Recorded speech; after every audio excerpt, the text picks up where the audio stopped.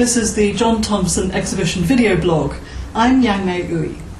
Today we're going to be talking about street photography back in Victorian times, and with me to discuss that is Katriana Hazell, who is an independent curator of Asian exhibitions. That's right. That's right. Welcome. So now, you have visited the John Thomson exhibition, and you were struck by the size of the photos of John Thomson's work. Can you tell us about that? It's a surprising exhibition.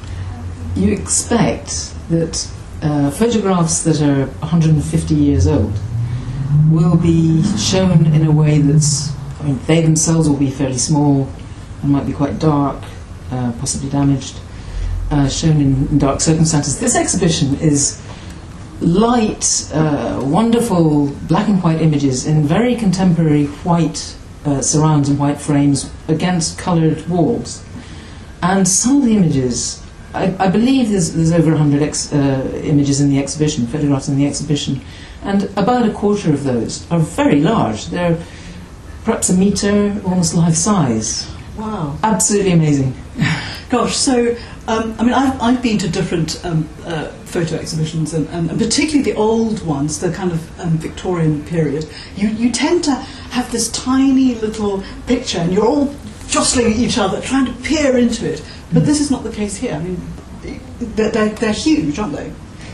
Yes, the John Thomson himself, of course, back in the 1860s, would have, the palaver of making these photographs, which I won't go into, but he would have brought them back, and they would have been published in books, in large books, but they're still, the actual photographs originally would have been about A4 size.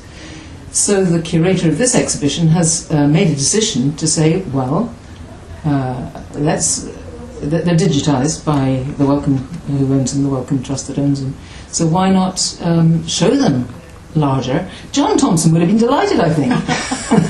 He was quite a commercial man. Yes. Not unusually for the times. Of course. So in a way, for us, I'm used to. I love Instagram and Facebook, and I've got my little, tablet here, and I would look at photos on here. I would take them maybe on my phone, and we tend to see them about this sort of size. Yeah. So to go somewhere where you can see photos that are, what did you say? How big did you say they were?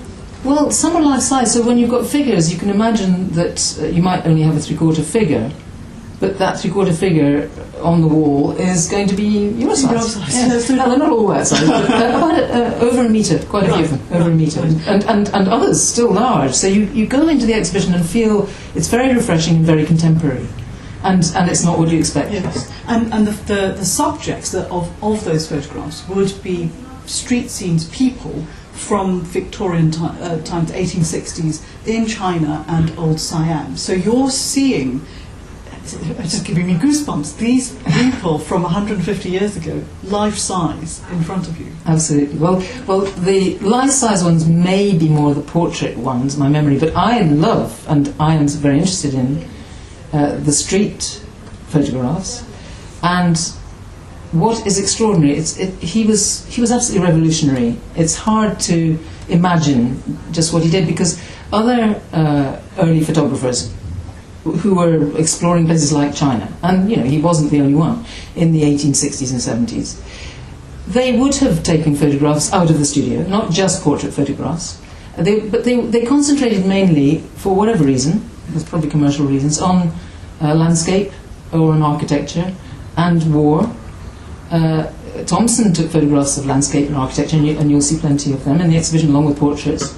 But he was also interested and took these amazing photographs of ordinary people and in their usual surroundings. And that was really not done before John Thomson, as far as I can understand from reading the books. If you pick up a book on the history of photography, I'm not an expert, I know a little bit from having been in this world, but if you pick up a book on the history of photography, there he is. He's terribly important for documenting ordinary people in their usual surroundings. Wow, so again, something that we now take so for granted. Absolutely. We whip out our pocket phone and snap.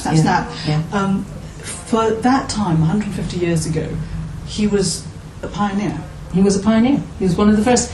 He was maybe the first. It seems, again, from me reading a bit about it, it seems that before that people might have done paintings of traders at work, shopkeepers and so on, or engravings, but they didn't capture the real thing, the real environment. You needed the camera for that, and maybe he genuinely had, because it does look like that to me in the little readings I've done and from seeing the exhibition, that he had a genuine interest in the people. And he did go on to do The Streets of London, which he's perhaps more famous for in some ways historically. But the ones in China, why are they important to us now? It's a record, it's a visual record that's incredibly precious. And there's no exhibition that's ever been like this. There's been, as I said, he would have had them printed in books, which would have been limited edition books when he came back. That's how, what his market was.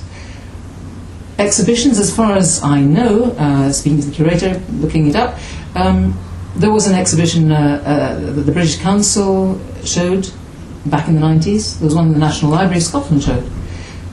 But this is unusual and rare. So an unusual and rare opportunity to see photos of street scenes in China taken 150 years ago, life-size, and it's free. Why would you not go? So, Katriana, thank you very much. Pleasure. And if you're interested in going along, and I hope that you are, it's the Through the Lens of John Thomson exhibition.